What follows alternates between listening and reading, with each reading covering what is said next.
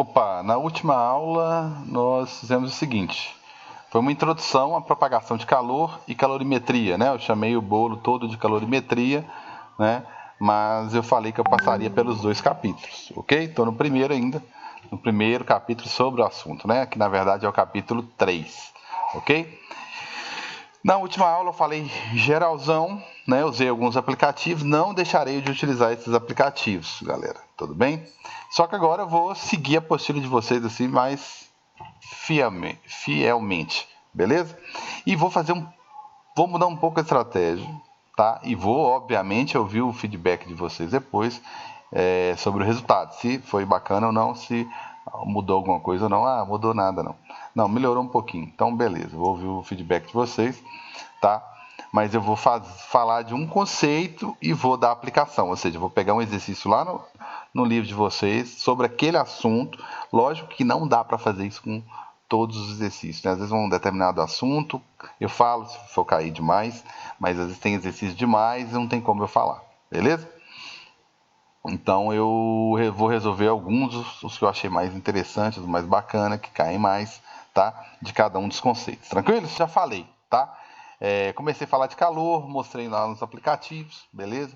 Trata-se de uma energia térmica em trânsito, né? Ou seja, uma energia em movimento, que ela é motivada, ela só ocorre graças à diferença de temperatura entre dois corpos, né?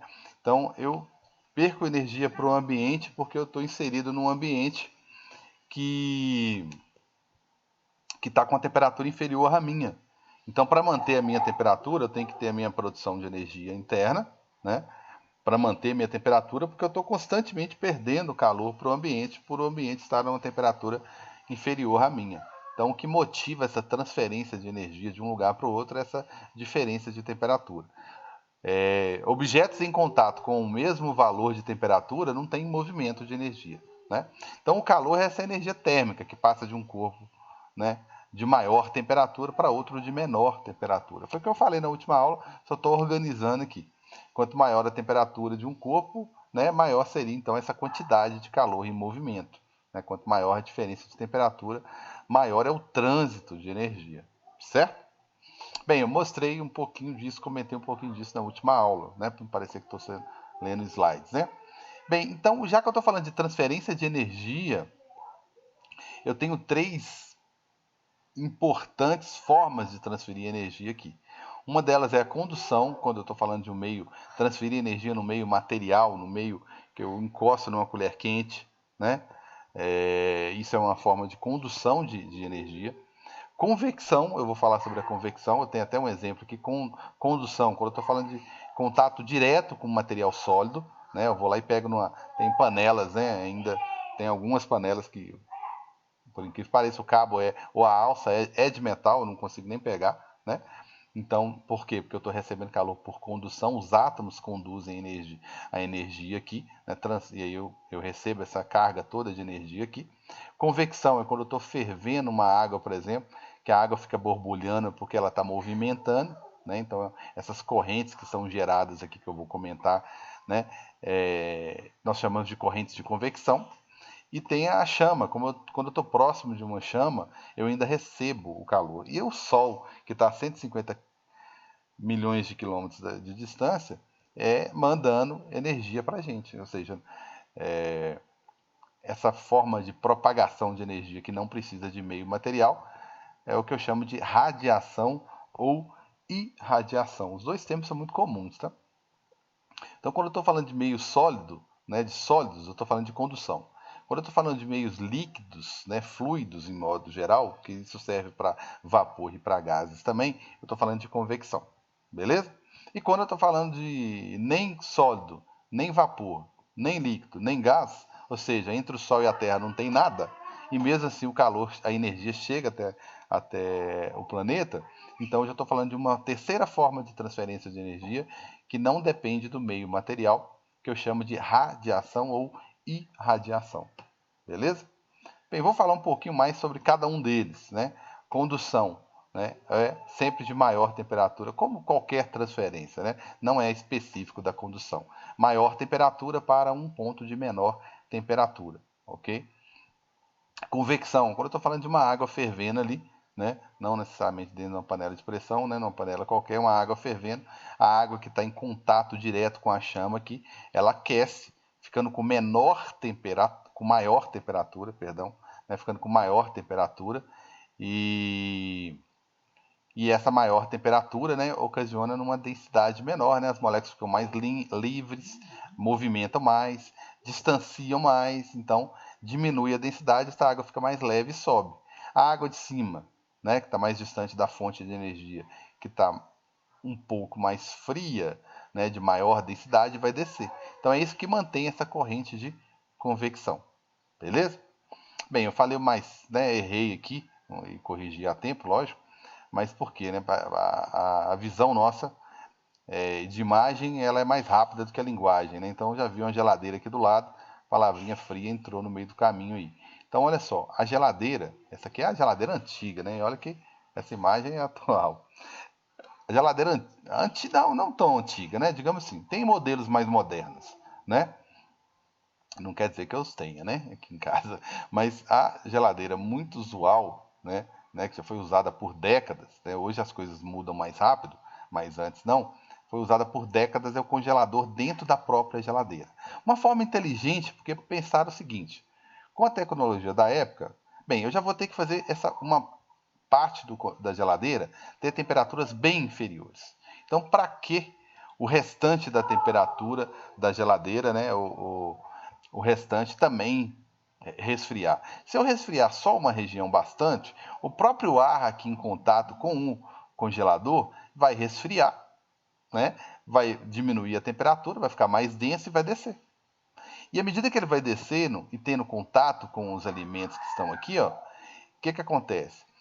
Esse ar, que está aparentemente bem frio, porque está bem em contato com o gelo aqui quase, né? Porque era uma parte metálica dentro da geladeira, era uma porta inteiriça, né? Então, hoje, né, às vezes, né, na maioria dos casos, os modelos mais antigos são duas portas, os sistemas são independentes, né? Beleza, beleza. Então quer dizer que o ar aqui é bem mais frio e à medida que ele vai tendo contato com o ambiente aqui, ó, com os alimentos, ele vai aumentando a temperatura. Então quando ele chega lá embaixo, onde tem frutas e verduras, ele está frio, mas não está tão frio quanto aqui em cima. Então ele não vai fazer com que os alimentos aqui, ou até folha que você coloca aqui, não desidrate rapidamente, né? Não queime, né? Todo mundo percebe, né? Agora está um verão danado, mas todo mundo lembrando aí do inverno, a gente percebe que a pele fica seca no inverno, ela desidrata. Fala, oh, nem no calor eu tô, e a pele desidrata, né? Muda até o tom a pele, porque ela vai desidratando, que ela perde água para o ambiente. Então, frutas e verduras aqui que são muito úmidas não pode ter contato direto com o ar muito frio, senão queima. Né? Igual a gente queima os lábios às vezes, né? Por causa do frio, desidrata. Aquilo é uma queimadura, né? Queimar é desidratar. Né? A gente não desidrata só no verão, né? No inverno também. Né? Então, beleza. Então, esse ar vai perdendo, ele vai aquecendo, chega aqui fresco, vamos dizer assim, né? Temperatura razoável, ok? Aí ele está menos. Ele foi esquentando, né? Então agora a densidade dele é menor. Ele estava mais denso aqui porque esfriou, densidade menor, ele sobe. Fica mais fácil ele subir. E que vai subindo, ele vai só aquecendo, porque vai passando pelos alimentos de novo. Observe que as antigas tinham grades para facilitar. Hoje os modelos mais novos não, é acrílico. Mas por quê? É um acrílico, mas aqui na frente da prateleira tem um espaço. A prateleira é mais recuada. Antes não. A prateleira vinha quase até encostar na porta, que era a quantidade certinha para fechar a porta. Hoje não. Ela fica um pouco mais recuada para o ar movimentar aqui na frente e movimentar lá atrás. Não movimenta exatamente entre os alimentos, não. Né? Antes sim, porque era grade. Hoje é acrílico. Né? E hoje você tem um resfriamento aqui no fundo da geladeira. A superfície lá do fundo da geladeira ela resfria. Antigamente ela não resfriava. Ela resfriava graças a essas correntes de convecção e o fato do freezer ficar lá dentro. Hoje o freezer é independente, né? Você controla a temperatura inclusive do freezer, controla a temperatura do resto da geladeira e a geladeira tem um resfriamento próprio. Então, que vem do fundo para frente. Tem correntes de convecção também? Tem. tem também, né? E é um equipamento bacana, vou demorar. Bacana, tô cansado de ver geladeira em casa, nunca imaginei que fosse bacana. O que não é bacana em física, né? Então, a geladeira é um sistema muito interessante, né? Se você olhar na CEMIG, ela vai virar para você e falar assim, ó, se você entrar no site da CEMIG e perguntar qual que é o gasto médio de uma geladeira, ele vai te fornecer, né? Você deve considerar 30 dias ao longo do mês. Só que ele vai falar que uma geladeira bem utilizada, em média, o motor liga só 10 horas. Caso no dia tem 24 horas, toda hora que eu abro aquela geladeira, ela está funcionando. Né? Ela está com a luz acesa, ela está ligada. Tá, mas não necessariamente o compressor está ligado. Né? Dependente do modelo de geladeira, o compressor é uma coisa que ainda faz um barulhinho. Né? Quando você vai assistir a televisão mais tarde, todo mundo já silenciou, você vê a diferença, o barulho que a geladeira faz. De Então, madrugada, aquele estralo, hein? exatamente, exatamente. Aquele estralo, ela faz um barulhinho grande, considerável. Então, esse compressor que é o grande vilão. Porque o resto, gente, é uma lâmpadazinha que acende quando você abre a porta. Né? O grande vilão é o compressor, que eu vou explicar bem lá na frente, no volume 3, né? que, que é uma máquina térmica. Vou olhar com outros olhos aqui a minha geladeira, mas dá para comentar alguma coisa que é sobre isso. Eu abri aqui, acendeu, foi a luz. Se eu demorar com ela aqui, vai ligar o compressor. Por quê? Vai entrar ar quente, quando eu abrir a porta da geladeira, vai entrar ar quente. Né? Quando eu fechar a geladeira, de um certo modelo para frente, você pode reparar que é até um pouquinho difícil de abrir a geladeira pela segunda vez. Por quê? Porque você abriu, entrou ar quente, você fechou a porta, ela tem uma bombinha que ela puxa o ar quente lá de dentro, né, e joga para fora. Aí, como ela puxa o ar lá dentro fica com a pressão baixa, né? Então, como a pressão fica baixa, a pressão do lado de fora da geladeira, na cozinha, na porta da geladeira, fica a pressão maior. Então, você está tentando abrir a geladeira de novo e a porta está com uma certa dificuldade para abrir, né? Por quê? Porque a pressão tá alta do lado de fora. Eu já vi, já expliquei isso, já teve, não sei se é o caso aí da turma, mas já teve gente que falou assim, Carlos, eu fui lá com a faca na borracha assim, enfiei a faca assim e abri a borracha para entrar um pouco de ar. Aí quando entra um pouco de ar dentro da geladeira, ela abre fácil, fácil. Mas por quê? Faz todo sentido, né? Porque você deixou entrar um pouco de ar para a pressão lá dentro normalizar, mas entrou ar quente, né, da cozinha. Para a pressão lá dentro normalizar para você abrir a porta. E a ideia da Eu geladeira já fiz isso uma vez. tá sempre tem um que faz, né? Tem outras situações interessantes também, mas aí você normalizou a pressão. O objetivo da geladeira é justamente o contrário, é puxar o ar para aquele ar quente não ficar ali, o sensor de temperatura, né, que a gente chama de termostato, não perceber que a temperatura do ambiente esquentou e não ligar o compressor para economizar energia. Só que a gente usa a geladeira, parece que a gente usa para pensar, né? A gente vai lá, abre, fica olhando, tal, não acha nada, fecha, às vezes, né? Não acha nada. Logo tem gente com a geladeira cheia. Olha, se não acha nada, eu tenho duas dragas aqui que tem hora que a geladeira tá vazia. Aí você vai lá, fechou, dá uma volta na casa, ninguém comprou nada, meu Deus. Delivery nem sonhando. Aí você volta lá e olha a geladeira de novo. Abre e olha a geladeira de novo. Então esse abrir toda hora a geladeira, né, não é interessante. Né? Você obriga o compressor, a geladeira a trabalhar mais e gastar mais energia. Certo? Uma geladeira gasta em média de 60 a 80 reais se for bem administrado, tá? Por, né? por, por mês, né? Se for freezer, gasta mais. E olha que o freezer você abre pouco. Geralmente o freezer você vai lá, de vez em quando tem dia que você nem abre. Você vai lá, pega uma coisa congelada, tira, porque ela é todo freezer, todo congelado. Você vai lá, tira uma coisa congelada, fica às vezes um dia sem abrir de novo. Geladeira que você abre mais, né? Mas mesmo o freezer que você abre pouco, por ele trabalhar uma potência maior e manter todo o ambiente congelado, ele consome mais energia. Ele gasta, sem você abrir a porta, gasta 100 reais tranquilamente, dependendo da potência do freezer, da temperatura que você programou ali, né? Mas enfim. Então temos essa mania, poderíamos diminuir isso como? Bem, tem um colega meu que falava que tirava uma foto, pregava na porta da geladeira, toda hora que ele comia alguma coisa ele arriscava. né? Aí ele nem precisava abrir mais para saber que não tem. Ou então filmar o que está lá dentro, botar um tabletzinho mostrando a imagem de dentro da geladeira. Enfim, o bom é você evitar abrir a sua geladeira aqui. E tem outra coisa também, né? Eu já fiz uma coisa parecida com essa, cara. Tal do brigadeiro, desespero para comer o brigadeiro, fez o brigadeiro tá quente, né? Aí você falou, oh, meu Deus do céu, até esse negócio esfriar, né? E outra coisa que demora a esfriar o tal do brigadeiro, né? A gente vai estudar no próximo capítulo, no 4, o calor específico dele é muito alto. Aí tem gente, que absurdo, põe no congelador, né? Qual que é o problema de fazer isso? Você acabou de colocar uma coisa quente, cara, no congelador. Então você vai esquentar o ambiente e vai forçar a sua geladeira a trabalhar. E não é pouco não, né? Porque você colocou uma coisa com uma temperatura bem alta ali, né? Eu fazia muito com comida, né? Às vezes a mãe pede com educação, assim, né? Com muito carinho, né? Amor, né? Ô filhinho, né? Não esquece de colocar o feijão lá, deixa tá esfriando aqui. Se você esquecer, quando eu chegar, eu vou esfregar essa cara no feijão, fazer comer tudo, tá?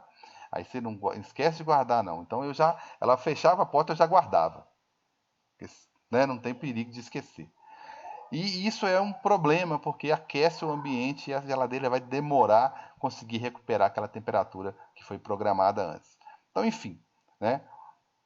É um equipamento fácil de ser utilizado e minimizar os gastos. Antigamente, isso aí talvez nem na casa da avó de vocês vai ter essa geladeira. Ela tinha uma grade aqui atrás, ó, que hoje não tem mais. No caso, as geladeiras só tão velha assim, não. Só pra Não, não. A grade já ainda ter é ainda. bem velha, cara. Eu já tive umas aqui em República quando eu era estudante. Eu tinha uma super moderna, assim que ver.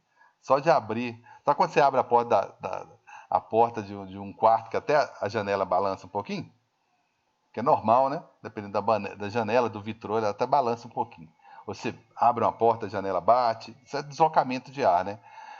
Eu tinha uma geladeira que era tão ruim, coitado, tão ruim, que só você abrir a porta da cozinha, ela já ligava. Porque eu acho que qualquer tremidinha que ela dava ali, um deslocamento, um vento que batia ali, ela já ligava. O mau contato era um absurdo.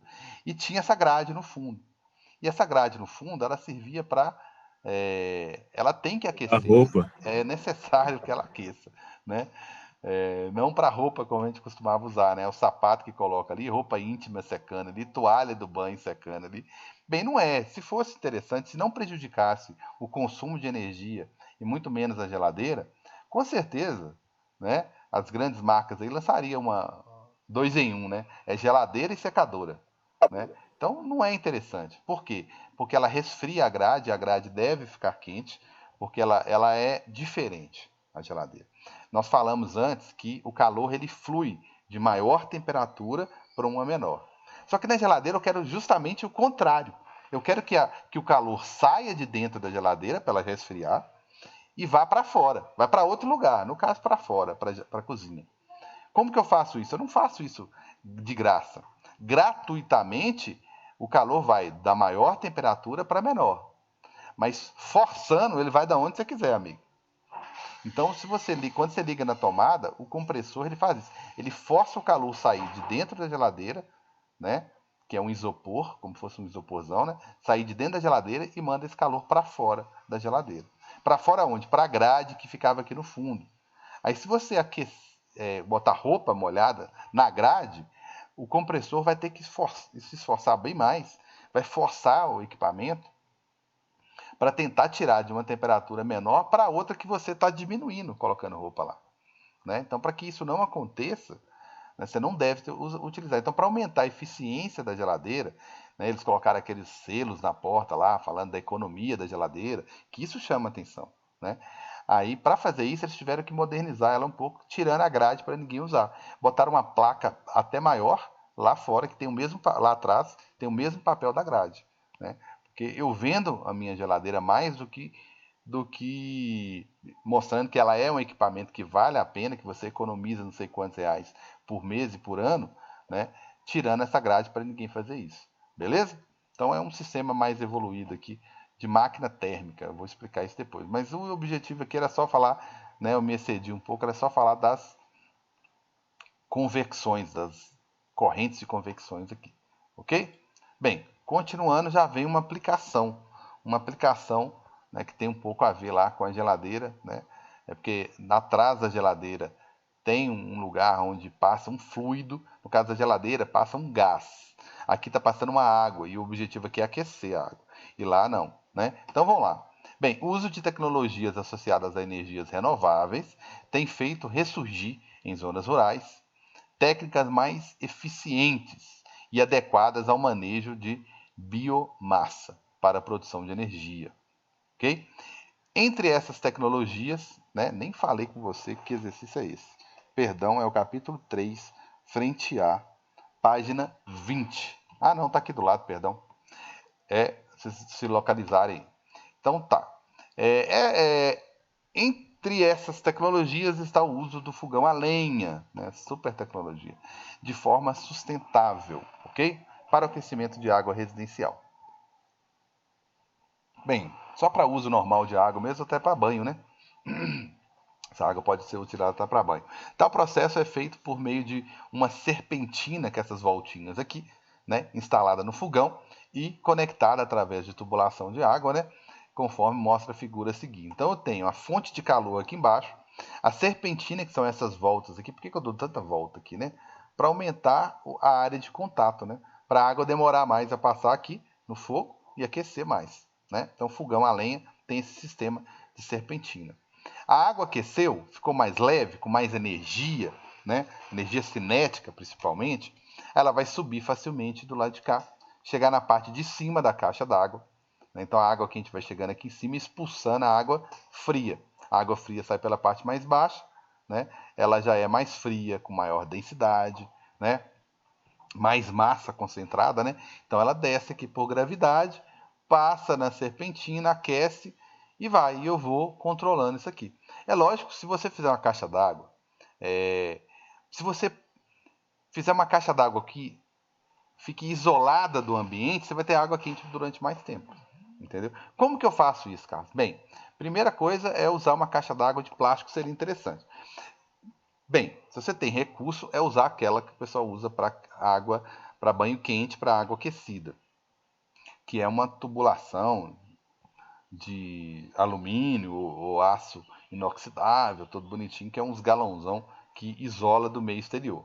Mas uma versão mais barata, né, mais econômica, né, se sua caixa d'água geralmente ela é de plástico, né, se você conseguisse isolar ela, envolver ela com isopor, papel alumínio, cobertor. Para que serve cobertor? A gente tem mania de falar, não, cobertor quentinho. Quentinho por quê? Tem bateria? Você ligou ele na tomada? Não, né? Então ele não é quentinho. Ele está só evitando que o seu calor saia, né? Por isso. Ah, eu gosto dessa blusa que ela é quentinha. Ah, mas ela é uma ótima isolante, então, que ela evita. Quem está produzindo calor é você. A blusa não é nada sem você, entendeu? Ela não produz sua própria energia, ela depende de você, tá certo? Então, se você envolver isso aqui com isopor, com papel alumínio e com um cobertor, né, você vai estar isolando, né, e conservando durante mais tempo essa água aqui, essa água quente aqui dentro, beleza? Ótimo. Na serpentina, a água aquecida pelo fogão sobe para a caixa d'água ao mesmo tempo que a água fria desce através da tubulação em direção à própria serpentina, onde novamente é aquecida, né? Perdão, onde novamente é realizada a troca de calor. Então eu tenho troca de calor o tempo todo aí, beleza? De mais 10 minutinhos. Ok. Considerando o processo de aquecimento da água contida na caixa d'água, é correto afirmar que esse se dá principalmente devido ao processo, principalmente, gente, nada é 100% nessa vida, né? Então, essa tubulação aqui, geralmente ela é de ferro, então o calor chega lá em cima, chega, através de condução, chega, mas é pouca coisa que chega por condução, né? Porque essa tubulação aqui, ela tem que ser de ferro, tem que ser de cobre. Geralmente é o cobre que é usado por questões financeiras, né? Melhor custo e benefício. Não pode ser tubulação dessa, não existe uma tubulação dessa de plástico, né? Senão eu vou derretê-la aqui. Então ela é de ferro. Há uma condução de calor através do ferro? Há. Qual que é o método? Condução. Ele é expressivo, significativo aqui? Não. Tá? O significativo é a água que está chegando lá, né? Então, por convecção. É a forma mais eficiente. É a água que sobe por menor densidade e a que desce por maior densidade. A que sobe por maior temperatura e a que desce por menor temperatura. beleza? Vai do maior temperatura para menor. Então, letra A, condução? Não, já eliminamos, mas existe uma quantidade pequena de condução através da tubulação. Mas vamos lá. Condução causada pela diminuição de densidade. Falou densidade? É convecção. Tá? Não existe densidade e a palavra condução juntas. Beleza? B. Convecção causada pelo aumento da densidade da água na serpentina. Bem, mas calma aí. Na serpentina, que está em contato com o fogo, a densidade vai aumentar aqui no fogo, galera? Não, né? A densidade vai diminuir, senão não sobe, né? Então tá errado a B aqui. C. Convecção causada pela diminuição da densidade da água na serpentina. Porque na serpentina, em contato direto com a fonte de calor, com o fogo, ela vai diminuir a densidade, aumentar a temperatura e vai subir. Beleza? Então a corretíssima aí é a letra C. Tranquilos? Letra C aqui, ó. Beleza? Estou sem marcar aqui a letra C. Tranquilos? E a última fala de condução. Não posso falar de condução. Beleza? Não cabe. Né? Ele falou de forma muito inteligente aqui. Né? É correto afirmar que este processo, né, se dá principalmente devido a quê? Ele não descartou que exista condução, mas ele quer predominantemente, principalmente o que? Convecção. Letra C. Beleza, galera? Tranquilos? Às vezes coincide com o exercício que eu escolho, é o exercício que tem lá esse playzinho aqui, é porque tem no Google Play, tem um... Que Google Play, meu Deus? No Bernoulli Play, né? Tem a resolução do exercício, tá? Eu tento resolver alguns que não tem, para vocês terem acesso às duas explicações. Mas os exercícios mais bacanas, que mais costumam cair, isso aqui é a cara do Enem, inclusive, são justamente o que eles escolhem para resolver. Beleza. 17. Ainda falando sobre esse sistema de transmissão de calor, né, que é condução quando é sólido, convecção quando é líquido, ou fluido, ou gás, enfim, e radiação quando não há um meio material. Tá?